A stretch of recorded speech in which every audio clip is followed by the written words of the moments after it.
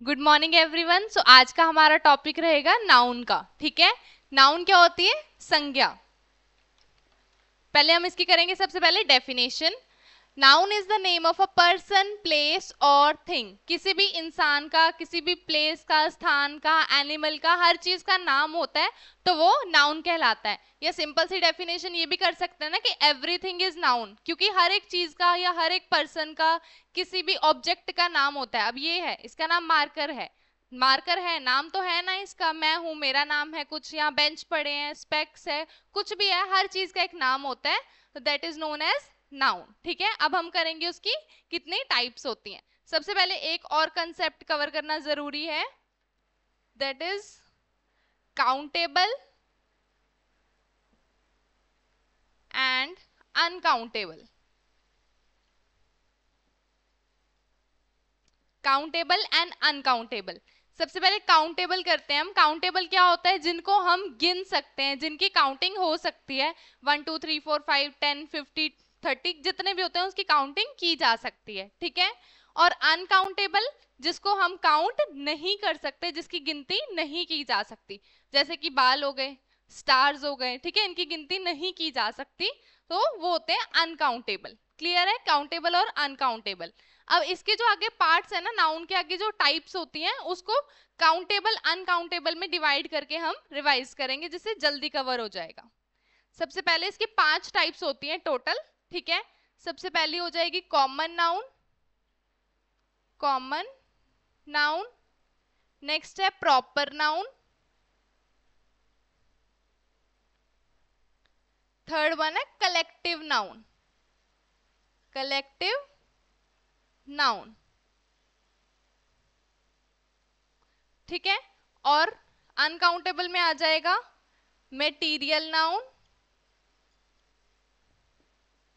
And abstract noun. Abstract noun.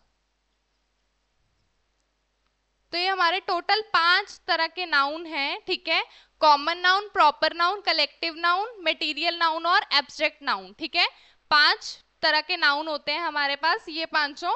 इनको हम 2 categories में डिवाइड करके करेंगे, जिससे याद करना भी इजी हो जाएगा। फर्स्ट आ जाएगी काउंटेबल, सेकंड अनकाउंटेबल। काउंटेबल जिनको काउंट कर सकते हैं, मतलब कि common noun, proper noun, collective noun जब आप आगे करेंगे तो आप चेक कर पाएंगे कि इसको आप काउंट कर सकते हैं, इसकी गिनती हो सकती है। ठीक है, और मटेरियल नाउन और एब्स्ट्रैक्ट नाउन, इनको हम काउंट नहीं कर सकते, ये अनकाउंटेबल है। क्लियर? और इसका एक और सबसे मेजर कंसेप्ट है याद करने वाला। सबसे पहले आपको 2 वर्ड्स हैं, सिंगुलर एंड प्लूरल। सिंगुलर एक चीज के लिए, सिंगल चीज के लिए यूज किया जाएगा। प्लूरल एक से ज्यादा चीजों के लिए, यानी 2 5 10 एंड इन चीजों के लिए हम प्लूरल का यूज करते हैं। ठीक है, सिंगुलर एंड प्लूरल। तो जो काउंटेबल नाउन होंगे ना, वो दोनों के लिए यूज होंगे, सिंगुलर के लिए भी as well as plural. Plural के लिए भी हम काउंटेबल नाउन, यानी कि इन तीनों नाउन्स का हम यूज कर पाएंगे, सिंगुलर के लिए भी और प्लूरल के लिए भी। क्लियर? अब अनकाउंटेबल, इस पे थोड़ा सा ध्यान देना। अनकाउंटेबल में क्या आ जाएगा? Always singular. पहले लिख लो, फिर इसका मतलब बताती हूँ। ठीक है, always singular but if plural its meaning will be changed or it become meaningless.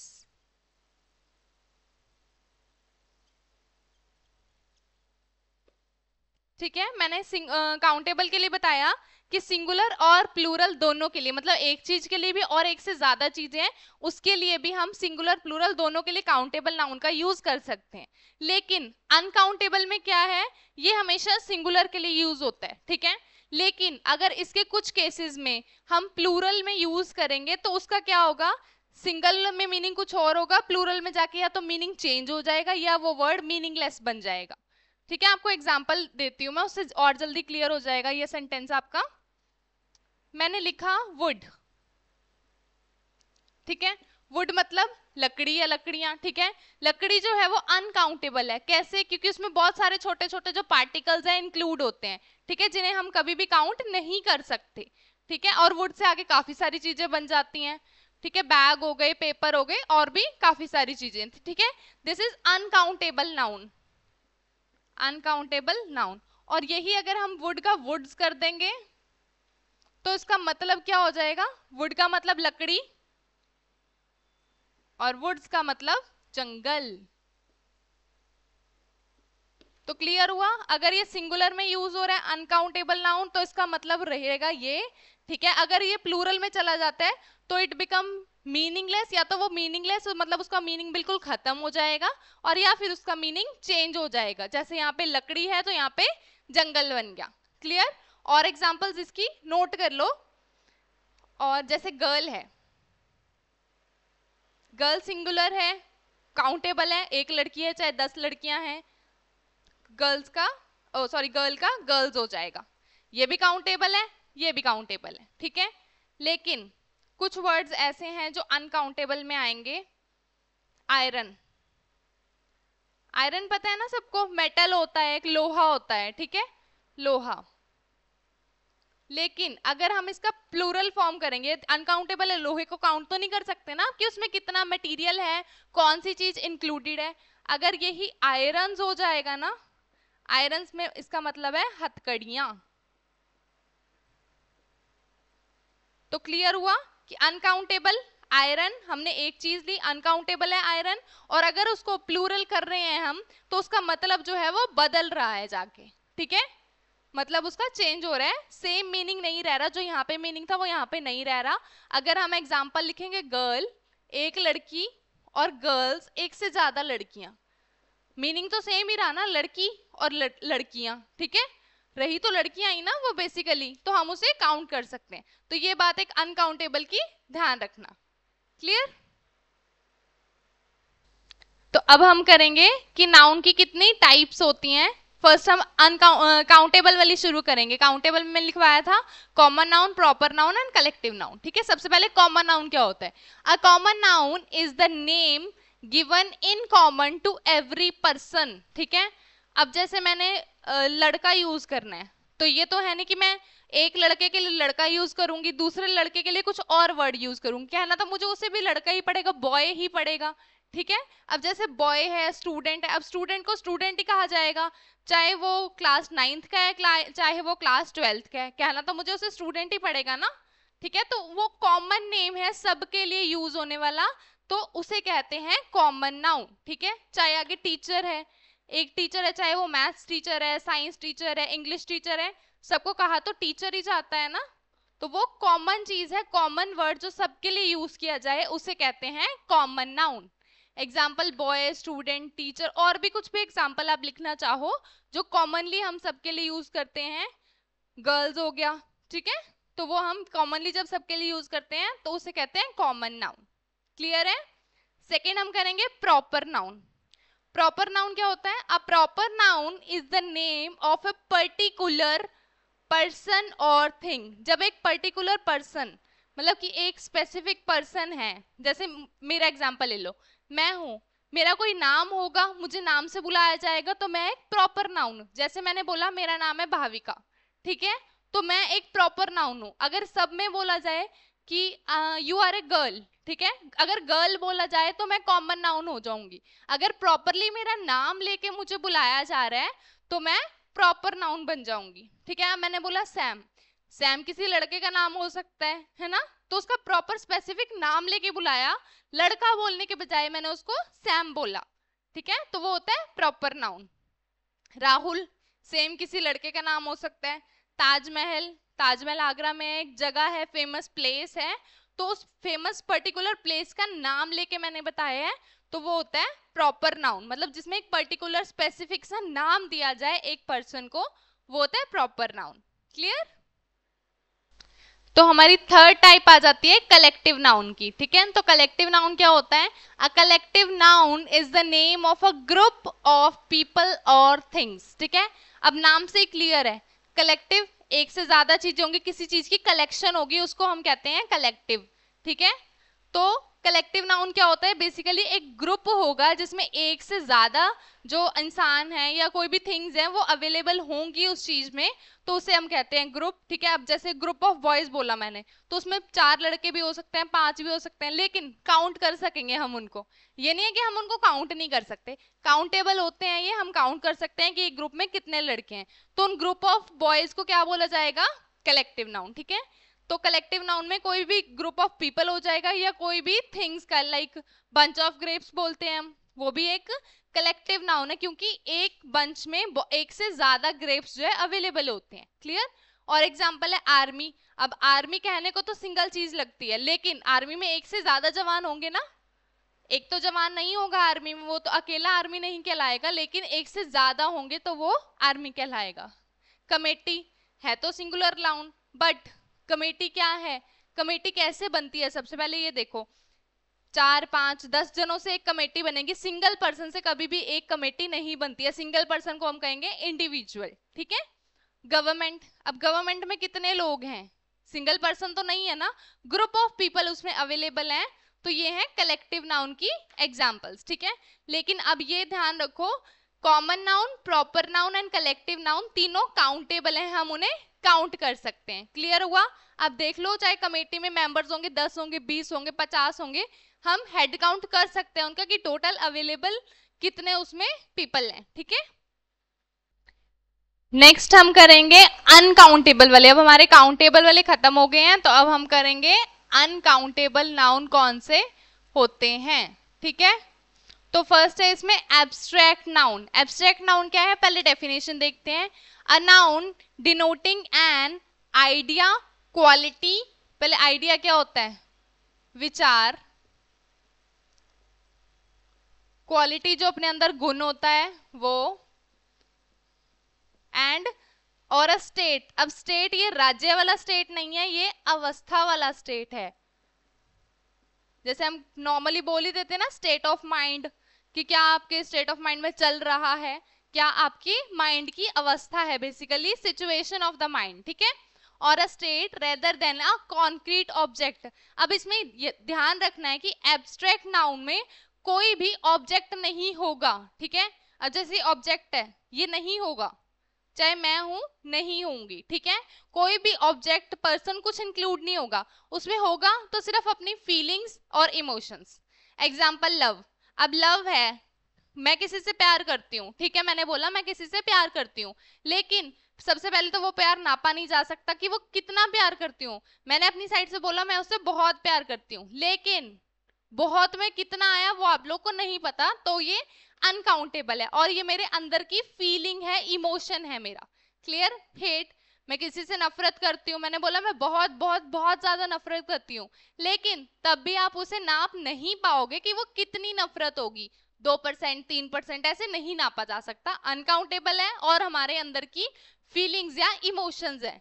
Happiness, sadness, कुछ भी लिख सकते हो इसमें, जो एक कॉन्क्रीट ऑब्जेक्ट, मतलब कोई सब्सटेंस, कोई मटेरियल नहीं होगा, वो सिर्फ हमारे इमोशंस एंड फीलिंग्स होंगी, तो वो होते हैं एब्स्ट्रैक्ट नाउन। क्लियर है? अब आप इसे कोई भी एग्जांपल लेके जो अपनी फीलिंग से रिलेटेड है, किसी को रोना आ रहा है, अब रोना आ रहा है, बहुत रोना आ रहा है, थोड़ा रोना आ रहा है, लेकिन स्टिल काउंट नहीं कर सकते उसे हम, क्योंकि वो हमारे अंदर की फीलिंग है, रोना हमें अंदर से आता है। क्लियर? लास्ट वन हम करेंगे मटेरियल नाउन। मटेरियल से ही समझ आ रहा है, कोई मटेरियल, कोई ऑब्जेक्ट, कोई सब्सटेंस उसमें इंक्लूड होगा। Material noun is the name given to a material या फिर सब्सटेंस और a thing made up of alloy. Alloy क्या होता है? धातु। अब इसमें क्या था कि एलॉय या कॉन्क्रीट ऑब्जेक्ट का यूज नहीं था, और इसमें एलॉय या कॉन्क्रीट ऑब्जेक्ट का यूज है। क्लियर? तो इसमें जैसे एग्जांपल ले लो, कॉटन। कॉटन एक धातु है, डायमंड, गोल्ड, सिल्वर, ठीक है, ऐसे कुछ भी ले लो। अब आप देखो, सोच के देखो, मेरे पास डायमंड है, एक हीरा है, ठीक है, मैंने बोला 1 डायमंड, लेकिन स्टिल वो अनकाउंटेबल है। कैसे? एक और एग्जांपल देना चाहूंगी। मैंने लिखा 2 डायमंड्स, 2 डायमंड्स, मैंने बोल दिया कि मेरे पास 2 हीरे हैं। मैंने उसकी क्वांटिटी को काउंट किया है कि कितना है, वो 2 में है। नंबर ऑफ जो डायमंड है मेरे पास 2 है, लेकिन जो डायमंड में मटेरियल अवेलेबल होता है, क्या पता उसमें छोटे छोटे कांच मिले हों या और भी कोई मटेरियल, कोई छोटे छोटे पार्टिकल्स मिले हो सकते हैं, उस चीज को हम काउंट नहीं कर सकते, तो वो अनकाउंटेबल ही होते हैं। ठीक है, अब क्लियर है? एलॉय से, धातु से याद रखना कि gold, silver, diamond, platinum, aluminium, ये सारे मटेरियल नाउन में इंक्लूड होंगे। क्लियर?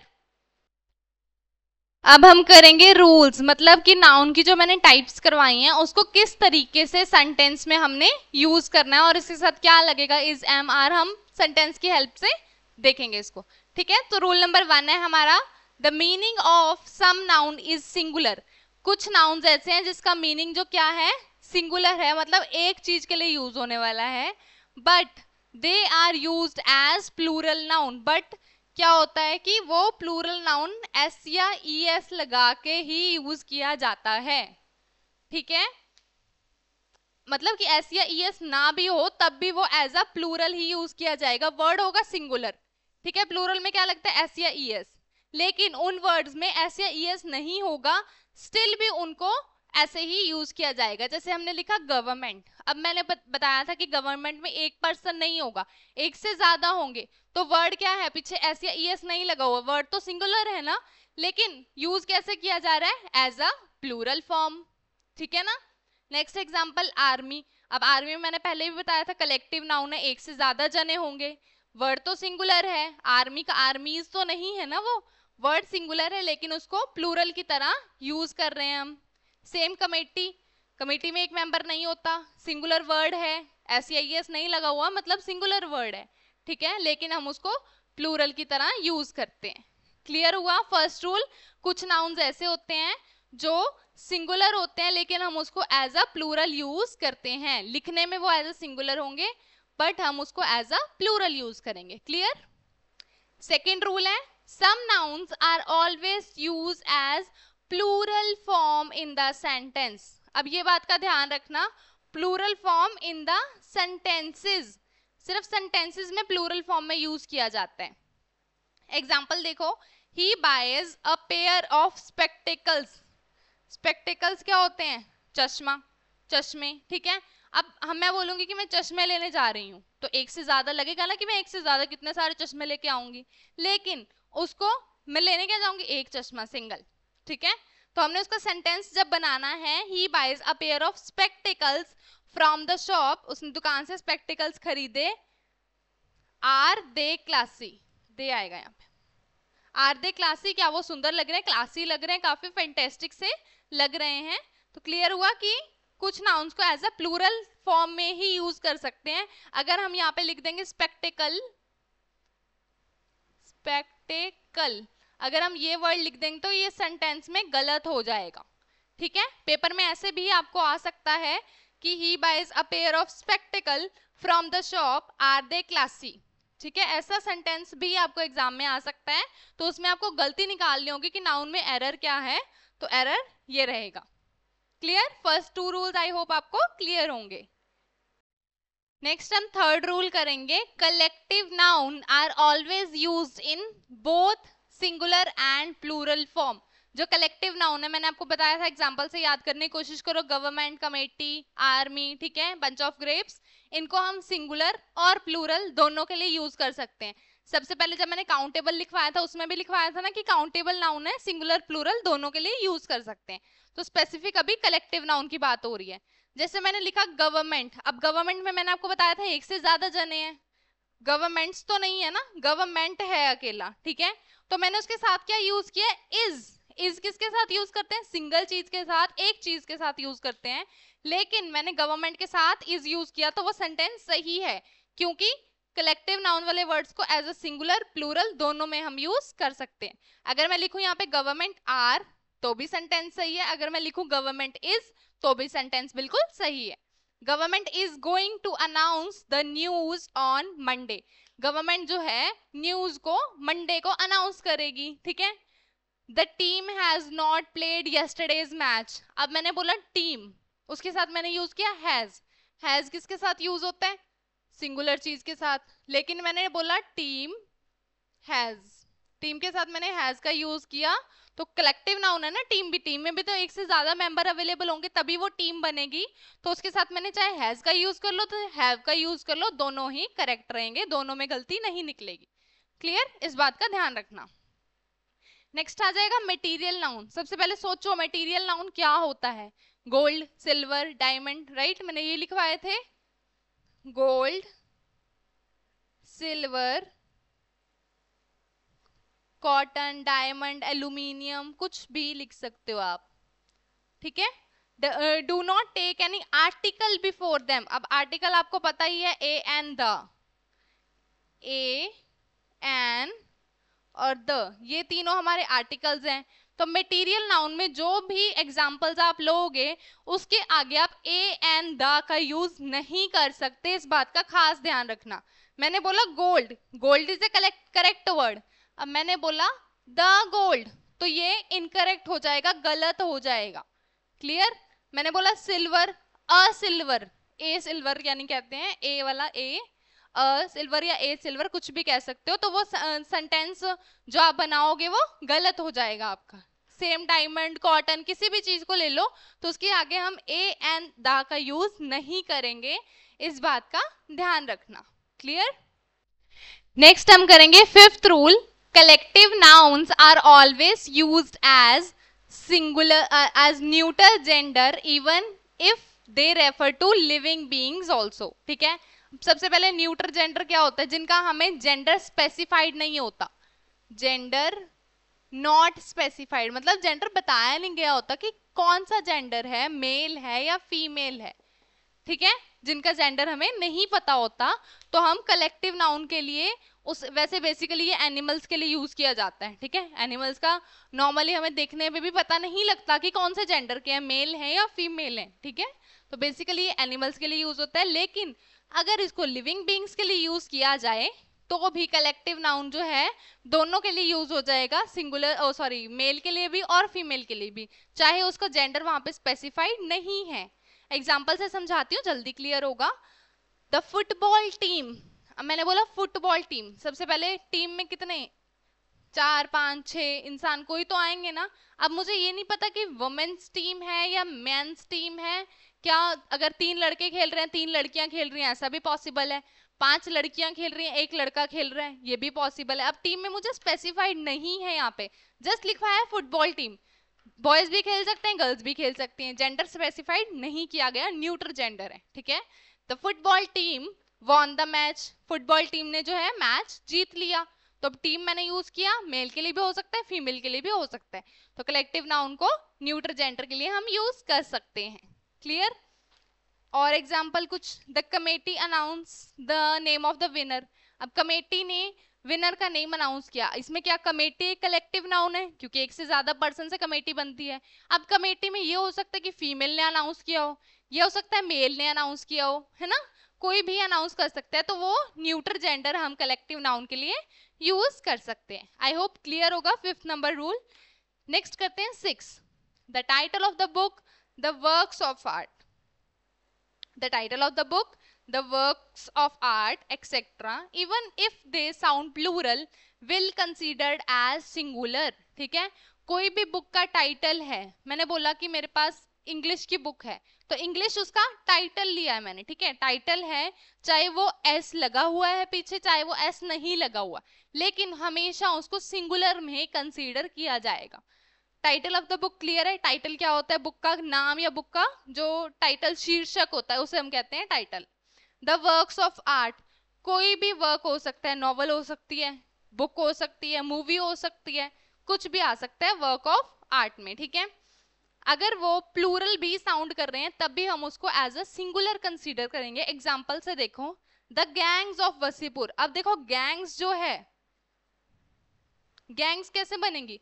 सबसे पहले गैंग कैसे बनेगी? एक से ज्यादा मेंबर ऐड होंगे, 5 6 10, मान लो 10 मेंबर्स हैं, ठीक है, 10 लड़के मिलके एक गैंग बनाएंगे, तो गैंग्स कितनी सारी गैंग्स, मान लो 5 गैंग्स हैं टोटल, तो बहुत सारे लड़के हो गए ना उसमें, चाहे लड़कियां हैं चाहे लड़के हैं, कोई भी इंक्लूड हो सकता है, ठीक है। अब गैंग्स है, कायदे से तो मुझे मतलब कायदे अनुसार तो मुझे इसमें आर यूज करना चाहिए, लेकिन मैंने इज यूज किया क्योंकि ये एक मूवी का नाम है।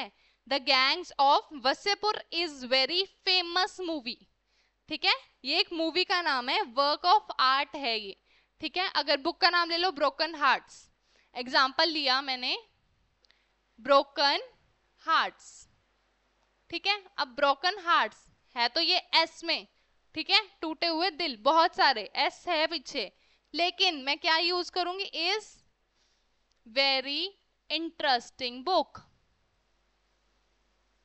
Interesting book.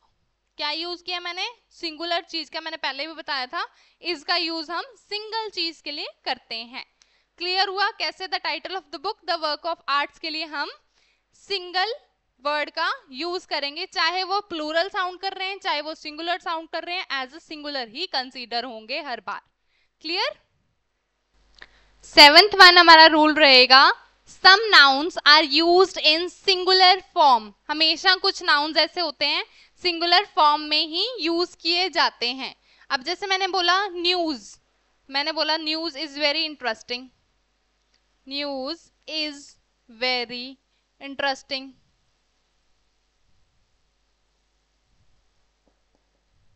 ठीक है, मैंने बोला न्यूज इज वेरी इंटरेस्टिंग, है तो ये पीछे एस लगा हुआ, न्यूज एस लगा हुआ है पीछे, लेकिन कंसीडर हम उसको कैसे कर रहे हैं, सिंगुलर में, ठीक है, क्योंकि ये ऑलवेज हमेशा ही ये एज अ सिंगुलर ही यूज किया जाता है, क्योंकि अगर हम न्यू लिखेंगे, न्यू मतलब नया, और न्यूज खबरें, खबर या खबरें, है ना, इसलिए। अब मैंने बोला फिजिक्स, हम सब्जेक्ट है, फिजिक्स एक सब्जेक्ट है, मैथमेटिक्स एक सब्जेक्ट है।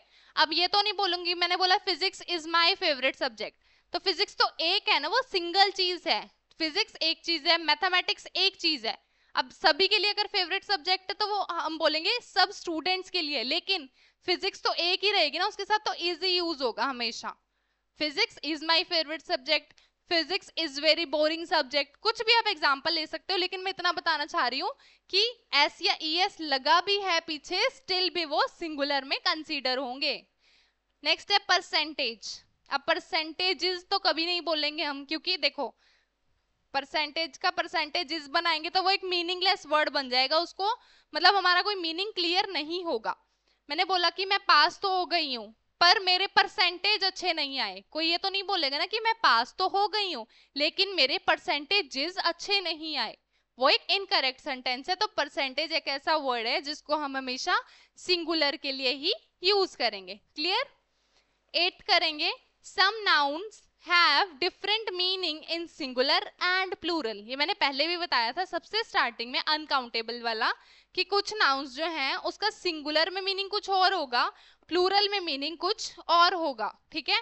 जैसे वुड है, वुड मतलब लकड़ी, राइट, और वुड्स मतलब जंगल। अगर मैंने अकेला वुड लिख दिया तो उसका मतलब जो है वो लकड़ी होता है, एक अलग मतलब है, ठीक है। अगर प्लूरल में कर दिया तो मतलब ही बदल गया उसका, जंगल आ गया। आयरन लोहा, आयरन्स हथकड़ियां। न्यू नई कोई चीज, न्यूज खबरें, ठीक है। सिंगुलर में कुछ और है, प्लूरल में कुछ और हो जाएगा, ठीक है। और भी कर सकते हो। अब ये आप देख के आओगे एयर और एयर्स, इन दोनों में क्या डिफरेंस है, ठीक है, क्योंकि ये सिंगुलर के लिए यूज हो रहा है और ये प्लूरल के लिए। This is your homework. Clear. तो इसी के साथ हमारे जो नाउन के रूल्स हैं वो खत्म होते हैं, ठीक है।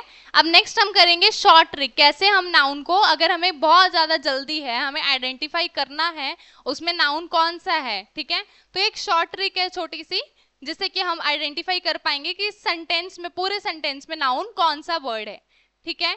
कोई भी वर्ड आएगा आगे उसके पीछे लगेगा नेस, ठीक है। अब ये ध्यान रखना, पहले वर्ड आएगा उसके पीछे लगेगा नेस, हैप्पीनेस, सैडनेस, काइंडनेस, ठीक है। ये वर्ड आ गया और इसके पीछे लगा दिया मैंने नेस, ठीक है, जिसका मतलब कोई बनता हो, ऐसा ना हो कि कोई मतलब ही नहीं बन रहा है, आप ऐसे ही वर्ड लिख दे रहे हो, कोई अच्छा वर्ड जिससे नेस लगा के उसका मतलब बन रहा है। सैडनेस एक वर्ड है, हैप्पीनेस एक वर्ड है, काइंडनेस एक वर्ड है, ऐसे कोई भी आप वर्ड एग्जांपल बना सकते हो इसकी, ठीक है। तो ये हमारा सेंटेंस में अगर कोई भी सेंटेंस लिखा है उसमें ये वाला जो हमारा है नाउन होगा, ठीक है। MENT, word plus MENT, development, development, clear. और भी कोई वर्ड बनाना चाहो तो बना सकते हो। Ship, word plus shift, hardship, worship, worship, hardship, ownership, कोई भी वर्ड बना सकते हो, ठीक है। Word plus CY, literacy, literacy, democracy, ठीक है। CY आ रहा है ना पीछे तो वो हमारा नाउन है। नेक्स्ट आ जाएगा वर्ड प्लस TY, TY से क्या बन जाएगा वर्ड, स्टूपिडिटी, लॉयल्टी, ठीक है।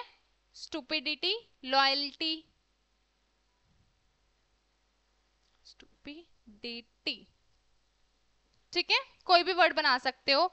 वर्ड प्लस शन, TION, शन से क्या बन जाएगा, करप्शन, ठीक है। करप्शन, कॉम्प्रीहेंशन, कुछ भी वर्ड बना सकते हो। नेक्स्ट आ जाएगा SION, डिप्रेशन। ये वर्ड्स आपको सोचने हैं, ठीक है, और ये दिमाग में रखना है कि कोई भी वर्ड जिसके पीछे ये लग सके, जिससे एक पूरा एक मीनिंगफुल वर्ड बनना चाहिए, तभी वो नाउन कहलाएंगे, ठीक है। नेक्स्ट आ जाएगा word plus ISM, realism, realism, ठीक है। और ANCE से word plus ANC, importance, importance, TANCE लग गया पीछे, क्लियर। नेक्स्ट आ जाएगा ENCE, ENCE से क्या बनेगा, word plus ENCE, confidence,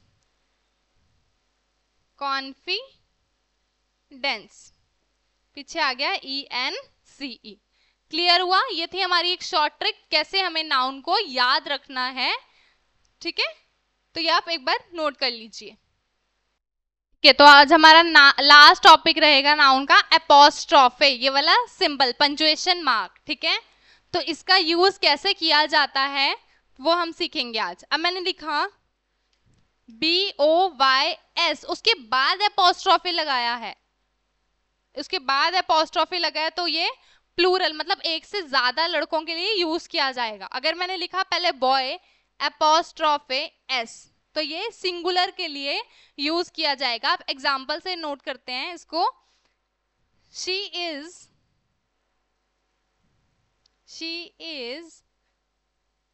boys mother, मैंने लिखा शी इज बॉयज मदर, ठीक है। अब बॉयज, एक से ज्यादा लड़कों की बात हो रही है, मतलब उनका अकेला एक बेटा नहीं है, एक से ज्यादा है, 2 भी हो सकते हैं, 4 भी हो सकते हैं, 5 भी हो सकते हैं। अगर यही मैंने लिखा शी इज बॉयज मदर, बोलने में ऑलमोस्ट सेम रहेगा, लेकिन लिखने में इस चीज का ध्यान रखना है थोड़ा सा कि ये प्लूरल के लिए यूज होगा, और ये अगर लास्ट में S लगा है उसके पहले ही अपोस्ट्रोफी लगा है तो वो सिंगुलर चीज के लिए, एक चीज के लिए यूज होगा। शी इज बॉयज मदर, अब इसमें एक लड़के की बात हो रही है और इसमें एक से ज्यादा 2 या 3 लड़कों की बात हो रही है, ठीक है। और एक और बात ध्यान रखनी है, कोई भी हम वर्ड लिखते हैं, somebody, nobody, everybody, ठीक है, अगर उसके पीछे else लगा है, else, ठीक है, तो हमेशा उसके पीछे अपोस्ट्रोफे लगेगा। एल्स में एल्स के पीछे अपोस्ट्रोफे लगेगा, ना कि somebody, nobody, anybody, किसी के भी पीछे, ठीक है, हमेशा एल्स के पीछे लगेगा, ये बात का ध्यान रखना, क्लियर है। इसी के साथ हमारा नाउन का टॉपिक जो है खत्म होता है। Thank you so much.